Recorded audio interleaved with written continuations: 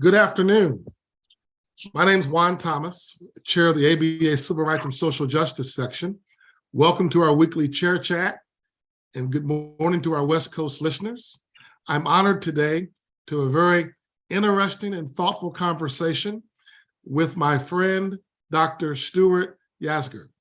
Stuart is from the Economic Architecture Project. And Stuart, welcome. And my first question to you is, what is the Economic Architecture Project? Well, hello, Juan. And before I jump in, I just want to say thank you. Thank you for having me here. Thank you for inviting me to the chair chat. It's great to be with you in this forum. So the Economic Architecture Project has an audacious goal. It's setting out to build a new field. And let me tell you a little bit of what we mean by that. So a lot of us know that our markets can be an incredibly powerful tool to improve people's lives. We also know that they work extraordinarily well for a very small number of people on this planet. But for the vast majority of people on the planet, our markets don't work nearly as well as they could. And so the key question for us is, how do we change that? How do we actually build just economies? How do we redesign the structure of our markets so they genuinely work for the public good? And so that's the question for an economic architect. And today, we need to build the field of economic architecture so we have a vibrant community of people answering that question. That's very important, and I'm glad that you share that. As you know, Stuart, the theme for this year and the focus of our section's work this year is around economic justice. And so I was excited when I met you, had a chance to talk to you over the last several months about the work of what I'm going to say, call, if you don't mind, EAP for short. But could you explain what EAP advances in terms of structural innovations that redesign the markets to address problems of generational economic inequities? Absolutely. Yeah. And I have to say, I'm so excited that the Civil Rights and Social Justice section of the ABA is focused on economic justice, because I think I think economic justice goes critically hand in hand with civil rights and social justice. And I also have to say right from the outset that I think that lawyers have an incredibly important role to play in achieving economic justice. So I think this is a perfect setting for this conversation. So in our work in economic architecture, we always work on problems of historic proportions. By this, we mean problems that,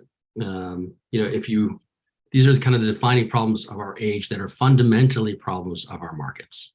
And so if I were to give you one example, over the last few years, we've worked closely with the Brookings Institution, led by work over there, Dr. Andre Perry, who had done some incredible work that showed that homes in Black majority neighborhoods have been significantly devalued. If you want, I could tell you a little bit about how we went about that project and how that. Yes, please do. Okay. Well, I guess you need so you know this, but for those of us who may be joining, I should give a little bit of context. Andre's work showed that, if you took a home in a white majority neighborhood and a Black majority neighborhood, and you started to control for all the factors that go into affecting the price, right? So the square footage and the number of bedrooms and bathrooms and the style of the house, and all the things about the neighborhood, like the walkability and the school quality. And you controlled all those factors. So you really had an apples to apples comparison between two homes, one in a white majority neighborhood and one in a Black majority neighborhood. Right. You showed that homes in the Black majority neighborhoods are devalued significantly. And that price difference isn't attributable to anything else than racism in the housing market. And they were even able to come up with some kind of a number to show how large that devaluation is. And presently, it's roughly around $156 billion. Wow. Which I think is just astounding. If you try and wrap your head around what that does, if you take $156 billion of wealth away from any community, what does it do to your ability to lead your lives, to raise a family, to send kids to schools, to start businesses, to deal with health issues, or, by the way, weather a global pandemic? Everything is impacted by it. So I think this is, I thought it was incredibly powerful work, and I think this is a problem of historic proportions that's affecting us as a society. Your example reminds me of the book written recently and shared by many people around. The title is The Sum of Us, that talks about the cost of racism in America and what it cost us economically. I encourage everyone to read that book. I believe it's by Hannah Jones. I believe that's her name. But the book is titled The Sum of Us. And I really want to underscore what you just said about those disparities simply based on racism in the housing market. Could you kind of unpack a little more about those disparities, and specifically, what can lawyers do and the role that lawyers play in making public policy and shaping policy? And of course, not only making policy, but then how that impacts the legal community, if you will, and our laws. So could you kind of share what role lawyers can play in addressing some of these issues? Absolutely. I think in order to do that, we have to get a little further to maybe some of the examples of what the solutions look like. Okay. I think, with sophisticated viewers like those who tune into your talks will note, like, there's no single silver bullet solution, right? This is a complex problem that's going to require not one new solution, but a whole new generation of innovations to address it. We have to deal with the pricing mechanism. We need to deal with kind of the legal pieces. We need to deal with mortgage products, insurance products. A lot of things are impacted by this. And so our approach in working with Brookings was our goal there is to foster a new generation of structural innovations. And, we really believe that one of the best sources of those innovations are actually in communities that are proximate to this problem all across the country. And so we did this work where we looked at over 6,000 organizations who are focused in housing across the country, looked at the work that they were doing, the innovations they were doing. And what we found was a very broad range of different innovative approaches. Everything from helping people get their finances in order to purchase a home, right, to the other end of the spectrum where they looked at really kind of the structural pieces in the market. So maybe I could talk about a couple of those kind of structural things that came to light to give lawyers a sense of kind of where the frontier is in some of the opportunities here. So one problem we saw concerns what's now been labeled appraisal bias. And I'm sure some of the people who are here with us today may have seen articles in the last couple of years about just the problems that have been emerging in appraisals. But one thing I don't think many people appreciate is just how structural some of these problems are. So if you think about when you buy or sell a home, for most people, if you're going to get a mortgage, you have to get an appraisal on that property. And the appraisal serves as an effective ceiling on the price of that home. Right. So, and there's good reason for that. The appraisal says, okay, this is a reasonable transaction, a market transaction, the buyer and seller are engaged in. It's a reasonable thing to finance. But the basic way, the kind of most common way that appraisals work is in order to arrive at an appraised price for a home, they look at all the other prices of similar homes in similar neighborhoods that have sold recently. Exactly. And there's good, and so when you look at it on the surface, it's pretty reasonable. The issue is that if you live in a neighborhood that has been disinvested in because of explicit and implicit racial policies of the past, which denied financing to homeowners in Black majority neighborhoods, the prices of those homes are going to be artificially lower. And so a comp-based model that we use as the most common model actually is a really effective mechanism of taking the prices of the past and carrying them into the future. So that effectively creates a ceiling of home prices in Black majority neighborhoods. Right. And so it's one of the things that people started wrestling with as we started to do a challenge here. And I'd like to tell you about the work of Rosalind Williams, who one of the things that Rosalind did is say, well, look, if you think about a city like St. Louis, where her work comes out of. St. Louis is remarkable in many ways. One of the things it has is what's called the Del Mar Divide, which is an east-west street that goes through the city. And it delineates a white majority neighborhood on the south and a Black majority neighborhood on the north. And you could just see, if you go to Zillow right now, you can see the price difference between a home just south of that street and just north of that street. And there's an incredible difference. And that's Stuart, I was going to go ahead. I can't believe you use that as an example. St. Louis is where my wife's family is from. Okay. And we were recently there back in spring. of this year, and we saw those disparities. We were on Delmar Road, right, and we noticed the disparities in terms of how the quality of homes in the community on one side, I think the north side, yeah, versus when you go south. exactly. So I really just saw that earlier this year. So Yeah, please continue. it's so striking. You look to the left, you look to the right, you see two houses, they're similar style houses, et cetera, but you Yeah. see the impact of disinvestment. Yeah. And so Rosalind's approach is to say, okay, look, if you're doing an appraisal for a home in a Black majority neighborhood, let's make sure that amongst the comps are homes in a relevantly similar white majority neighborhood. Right. Because that price difference is going to be the difference of the legacy of disinvestment and racism in the housing market.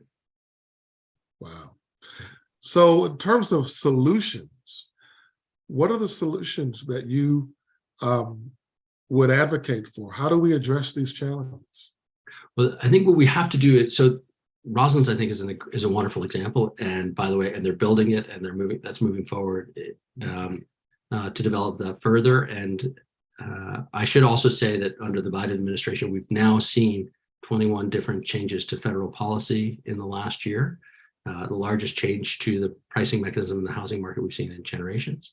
We've seen 4 different pieces of state legislation that have come out of our work. So there, but what I want us to switch to maybe is from one specific solution to recognizing we need a whole new generation of solutions. Okay. And the opportunity here is yes, there's work to be done with Rosalind, but there's also work to be done with Evie Zwieback, who's dealing with a different part of this problem. Bree Jones, who's working on this problem, a different aspect of this problem in Baltimore. What we need to recognize is that, let me say it this way. If I had a training issue, I know how to hire trainers. And if I'm a teacher, I know where to go to get hired as a trainer. What we need here is a new field. We need people who say, okay, it's not just training and teaching what we need to do. We actually have to redesign this thing. And we have to bring together the economic architects together. So let me give you another example, a really concrete one, maybe, of Evie's work. So I'm sure this won't be a surprise to you, but for a lot of people on the coast, it will be a surprise that one of the obstacles for home ownership is not just that home prices are too high, but actually, in many cases, home prices are too low. Right? Many people on the coast are going to be surprised that there are a lot of homes in this country that are for sale below $100,000, below $70,000. Mm-hmm. And the problem that creates is because in most cases, you can't get a mortgage below $100,000 or $70,000. Right. So instead, you use a land contract or a contract for sale. Right. And this is a private party transaction between a buyer and a seller, right, which has very little oversight, very little regulation, very little enforcement. And so it's not a surprise when you find out that, look, these contracts are an enormous source for abuse, right? And just to give you a sense of how widespread they are, in Detroit, I think so it's difficult to know because there's not good data on these because they're underregulated. But in 2015, they estimate that there were more homes sold in Detroit by land contract than by mortgage. So it's a lot of homes. I think it's roughly something like 5% of U.S. homeowners have homes that they purchase through land contracts. It's roughly about $200 billion they estimate, and that's probably an undercounting because the data is not great. Right. But those land contracts don't necessarily result in ownership, correct? Exactly. That's exactly right. That's exactly right. More like a lease, right? So it's in the space of lease to own. So the contract starts with buyer and seller agree, okay, these are the terms you're going to, and the buyer's going to pay this much a month. And at the end of the contract, unlike a mortgage where it's at the beginning, at the end of the contract, title should go over to the buyer. But, surprise, surprise, many of these contracts never get to the end. Exactly. The other piece of it is that all the way through, you could be paying 10 years, you could be making your monthly payments all the way through. In many instances, actually the buyer bears the costs of maintaining the property. Right. Even though they don't actually own it. So the furnace goes, the boiler goes, the roof needs repair, the windows need fixing. All of those costs in many instances are on the shoulder of the buyer. But if for some reason, like the buyer is late making a payment or it makes an incomplete payment and the contract ends, the buyer in many instances walks away with nothing. That's right. And then the seller turns around and does that again with another buyer.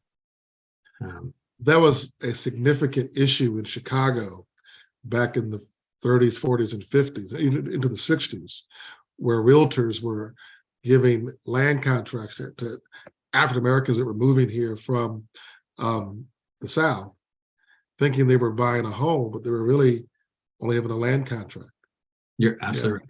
You're absolutely right. Yeah, and there are now estimates that show just how many billions of dollars were taken from members of the Black community through these land contracts during that period. But they continue today. But I'd point out, those are private party transactions done with contracts, usually with lawyers. So Evie Zwieback and her colleague Karen Kling have proposed a new form of what that contract could look like, to go to a standardized contract that actually protects the interests of the people in the community and the homeowners. Right. And one of the really interesting things we found, that they actually proposed legislation based on this work over in Maryland. And one of the things we found is just there's a huge variety in the way these laws look in different states across the country. But there's also a huge variety in how well the laws that are on the books are enforced by lawyers and by judges. So, if you look and say, okay, well, think about the ABA. What you have an incredible platform. You have lawyers all across the country. You do education programs with lawyers, with judges. There's new laws that are getting written now. There's opportunities to voice support or constructive contribute to what those laws will look like. Right. And this is rather large business.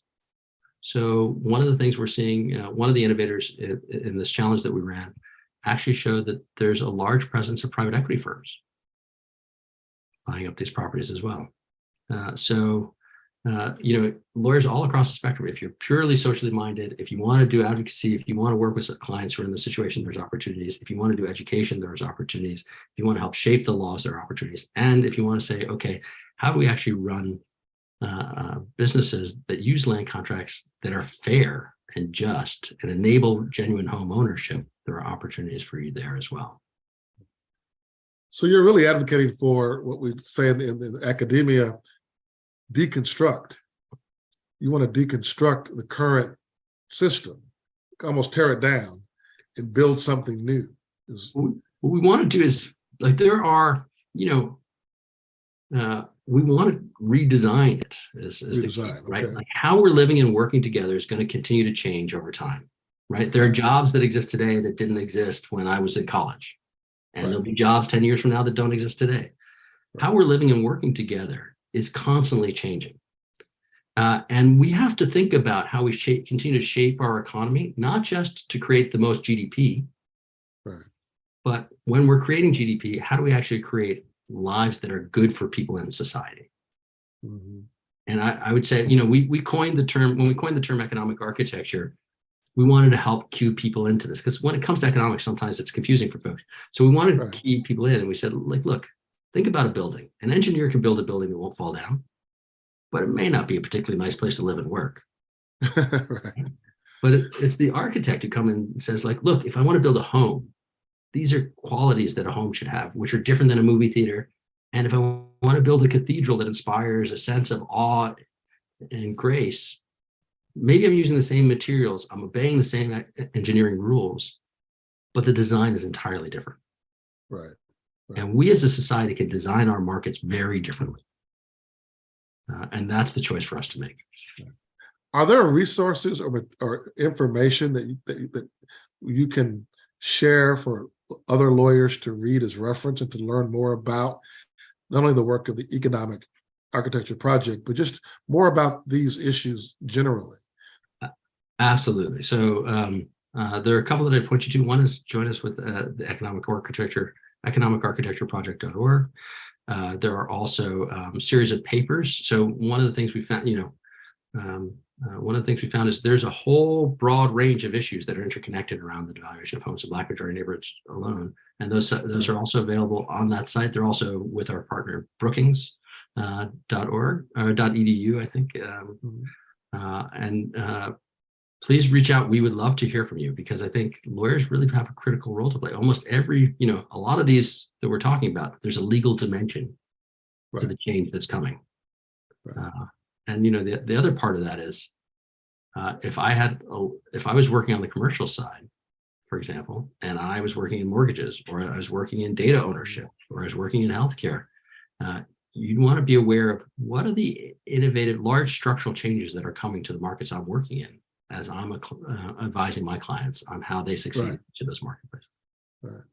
Well, that's very helpful information, and we really want to encourage members of our section and across the ABA more generally to go to those websites. If you would give those websites one more time. Sure, absolutely. So economicarchitectureproject.org, a little bit long, brookings.edu, and maybe we can even share some papers with your colleagues, and maybe they could post it some links. That'd be great. Great. If you would share those with us, we will definitely get those out to our members in our section, and also put them on our other social media sites where people can access them. That is fantastic. Stuart, I've really enjoyed this conversation. I have one other question for you, so people can get to know you a little bit better. Okay. If you weren't doing the work you're doing right now around economic architecture, what would you wake up to do every day? Oh, that is a tough question. I am an entrepreneur through and through, so I want somehow contributing to changing the way the world is working. That's through and through. So I don't have a better answer for you than that, unfortunately. Well, no, that's a great answer. It means you're truly committed to your work. We really appreciate you being our guest this afternoon. And again, we want to thank all of you for listening to our weekly chair chat. Please go to these websites, learn about this information. And this is so an important topic, particularly as we think more broadly about how we approach and address issues around economic justice. And so, Stuart, thank you for your time today, and thank you for listening. Have a great rest of your afternoon. Juan, thank you so much. It's great to see you.